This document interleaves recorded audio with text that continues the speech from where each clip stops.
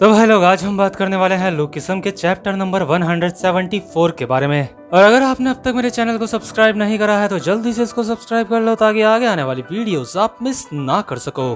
तो पिछले एपिसोड में हमने देखा था जो पुलिस वाला होता है वो कंफ्यूज हो जाता है हैंडसम वाले डैनियल और मोटे वाले डैनियल को देख के। उसको समझ नहीं आ रहा होता है कि इन दोनों में से असली डैनियल पार्क कौन है। इसलिए जो पुलिस वाला होता है कॉल पे किसी को पता लगाने के लिए कहता है कि जे हाई स्कूल में कितने डैनियल पार्क है ये पता लगाओ। और अगर जो पुलिस वाला है उसको ये पता चल गया कि जे हाई स्कूल में सिर्फ एक ही डैनियल पार्क है तो डैनियल का राज सबके सामने खुल सकता है। तो आज के एपिसोड की शुरुआत में हम देखते हैं जो डैनियल की मदर होती हैं, जब वो हॉस्पिटल आ रही होती हैं तो उनके पैर पे चोट लग जाती है और जो नर्स होती है वो डैनियल की मदर की मरहम पट्टी कर रही होती है और कहती है, क्या आपको दर्द नहीं हो रहा है? आपके पैर में काफी सारे कट्स लगे हैं। इसके बाद डैनियल की मदर कहती है, मैं ठीक हूँ, प्लीज एक बार आप मेरे बेटे को चेक कर लीजिए कि क्या वो ठीक है। और अभी जो डैनियल की मदर होती है हैंडसम वाले डैनियल को देख के अपने मन में सोच रही होती है, आखिर इस बच्चे का क्या होगा। मैं इतनी ज्यादा घबरा गई थी कि मैं इसको पहचान भी नहीं पाई। डैनियल बेटा, क्या तुम्हारा दोस्त काफी ज्यादा सीरियस है? मुझे यकीन नहीं होता। मैं इतनी ज्यादा खुश थी कि तुम सेफ हो, इस चक्कर में मैं तुम्हारे दोस्त को देखना ही भूल गई। क्या मैं तुम्हारे दोस्त की कोई मदद कर सकती हूँ बेटा? और अभी जो पुलिस वाला होता है वो भी काफी ज्यादा परेशान हो जाता है क्योंकि जो स्कूल वाले होते हैं वो डैनियल पार्क के नाम पे मोटे वाले डैनियल की ही आइडेंटिटी बार बार सेंड कर रहे होते हैं पुलिस वालों को। और अभी जो डैनियल होता है अपने मन में सोच रहा होता है, अब मैं क्या करूं? चाहे ये पुलिस वाला स्कूल वालों से कितनी बार भी मेरी आइडेंटिफिकेशन मांग ले, उस पे मेरी ही फोटो होगी, उस पे इस हैंडसम वाले डैनियल की फोटो नहीं होगी क्योंकि जे हाई स्कूल में सिर्फ एक ही डैनियल पार्क पड़ता है और वो मैं हूँ। लेकिन तभी जो पुलिस वाला होता है वो कॉल पे कहता है, क्या तुम कह रहे हो कि उस स्कूल में सिर्फ एक ही डैनियल पार्क है? क्या तुम सच कह रहे हो? तुम्हें इस बात पे पूरा यकीन है? और जो डैनियल होता है वो भी ये सारी की सारी बातें सुन लेता है, इसलिए वो अपने मन में कहता है, क्या इन लोगों को पता चल गया कि जे हाई स्कूल में सिर्फ एक ही डैनियल पार्क है? लगता है इन लोगों को मेरे बारे में अब सब कुछ पता चल जाएगा। और अभी जो पुलिस वाला होता है पीछे घूम के डैनियल को कहता है, हे बच्चे, तुम्हारा नाम ही डैनियल। लेकिन जैसे ही वो देखता है डैनियल को, डैनियल वहाँ पे नहीं होता। पुलिस वाला अपने मन में सोच रहा होता है, आखिर वो बच्चा कहाँ गया? अभी अभी तो वो यहीं पे था। इसके बाद हम देखते हैं जो डैनियल होता है अभी काफी ज्यादा घबराया हुआ होता है और अकेला बैठा होता है और अपने मोबाइल में सर्च मार रहा होता है, how to make a new identity. यानी कि जो डैनियल होता है गैर कानूनी तरीके से हैंडसम वाले डैनियल की एक नई आइडेंटिटी बनाना चाह रहा होता है, लेकिन उसको इंटरनेट में इसका कोई भी रिजल्ट नहीं मिलता। इसके बाद डैनियल अपने मन में सोचता है, जैसा कि मैंने सोचा था, इंटरनेट में भी इसका कोई रिजल्ट नहीं है। क्या मुझे कोजी को बोलना चाहिए अपनी मदद करने के लिए? नहीं, अगर मैंने उसको बोला तो मुझे उसको अपना राज बताना पड़ेगा। क्या मुझे अपने दोस्तों से उनकी आइडेंटिटी मांगनी चाहिए? नहीं, पुलिस वालों को पता चल जाएगा कि ये जो लोग हैं ये अलग अलग हैं। मेरे समझ नहीं आ रहा है मैं क्या करूं। क्या मैं अभी स्कूल जाऊं और जो मेरी आइडेंटिफिकेशन है वहां से अपनी फोटो हटा के वहां पे अपनी दूसरी वाली बॉडी की फोटो लगा दूं? अरे यार, ये बिल्कुल भी काम नहीं करेगा। आखिर मैं क्या करूं, मुझे समझ नहीं आ रहा है। क्या अगर मेरी दो बॉडीज के बारे में सबको पता चल गया तो मेरी दूसरी वाली बॉडी का इलाज वो फिर भी करेंगे? क्या स्कूल वाले मेरे ऊपर फ्रॉड का केस कर देंगे क्योंकि मैंने अपनी आइडेंटिटी छुपाई है? अगर सबको पता चल गया कि मेरे पास दो बॉडीज हैं तो वो मेरी बॉडी का चीर फाड़ करके उसके ऊपर अपनी रिसर्च करेंगे। ठीक है, अब मेरे पास बस एक ही रास्ता बचा है, मुझे यहाँ हॉस्पिटल से अपनी दूसरी वाली बॉडी को लेके भागना होगा। इसके बाद जो डैनियल होता है अपनी दूसरी वाली बॉडी के पास आता है, लेकिन वो देखता है उसकी दूसरी वाली बॉडी अभी यहाँ पे नहीं होती। डैनियल अपने मन में हैरान होकर सोचता है, आखिर मेरी बॉडी कहाँ गई? वो लोग उसे कहाँ ले गए? आखिर वो कहाँ है? तो अभी जो डैनियल की मदर होती है वो भी बगल में ही एक बेड में लेटी होती है। इसके बाद डैनियल अपनी मदर से पूछता है, मॉम, मेरा दोस्त डैनियल, उसे वो लोग कहाँ ले गए? इसके बाद डैनियल की मदर कहती है, वो बेटा, ऑफिसर को एक फोन कॉल आया था और उसके बाद वो डैनियल को यहाँ से लेके चले गए। और अभी जो डैनियल होता है वो काफी ज्यादा घबरा जाता है क्योंकि डैनियल की बॉडी अभी यहाँ पे नहीं होती और डैनियल के लिए ये बात काफी ज्यादा खतरनाक हो सकती है। इसके बाद सीन शिफ्ट होता है और हमें वापस से पुलिस स्टेशन का सीन दिखाते हैं जहाँ पे जो जीहो होता है उसको अभी डिटेक्टिव कह रहा होता है, ये जो पेपर कटर है ये हमें वहां से मिला है जहाँ से तुम्हारे दोनों दोस्त गिरे थे।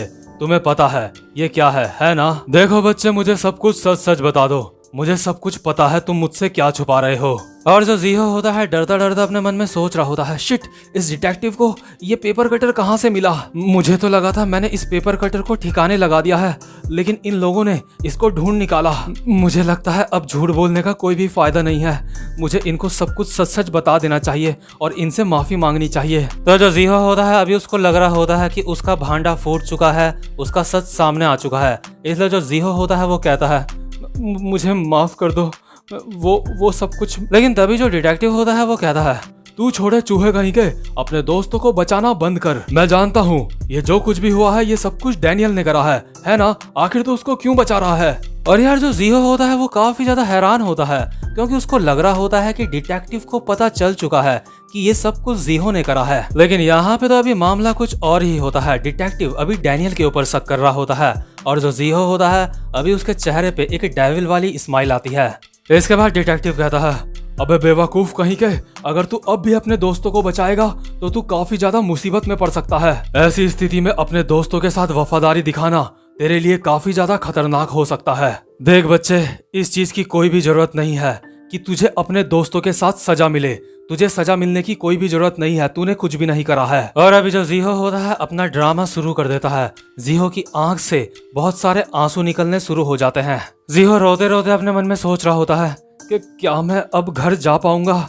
इसके बाद डिटेक्टिव जीहो को कहता है देखो बच्चे, रोना बंद करो। ऐसा नहीं है कि तुमने अपने दोस्तों को धोखा दिया है, अपने आंसू पोंछ लो। जीहो रोते रोते कहता है नहीं, ये सब कुछ मेरी गलती है, ये सब कुछ मेरी वजह से हुआ है।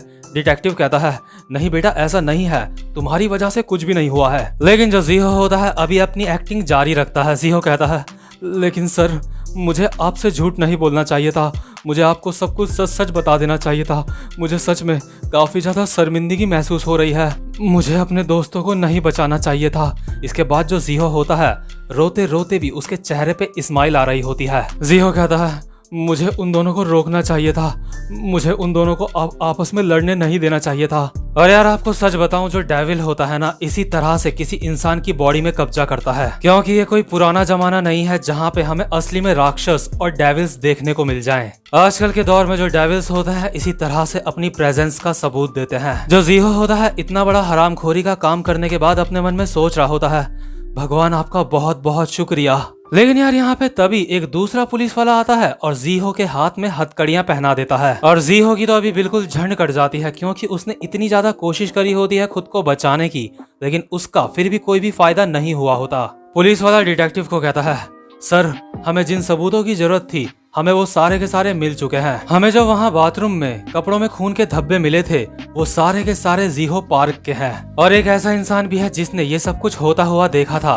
उसने हमें बताया है जब वो दोनों के दोनों नीचे गिर रहे थे तो उन्होंने खिड़की के अंदर से 2 हाथ भी देखे थे, और जिस इंसान के वो हाथ थे उसी इंसान ने इन दोनों को नीचे धक्का दिया है, और ऊपर जीहो पार्क के अलावा और कोई भी नहीं था।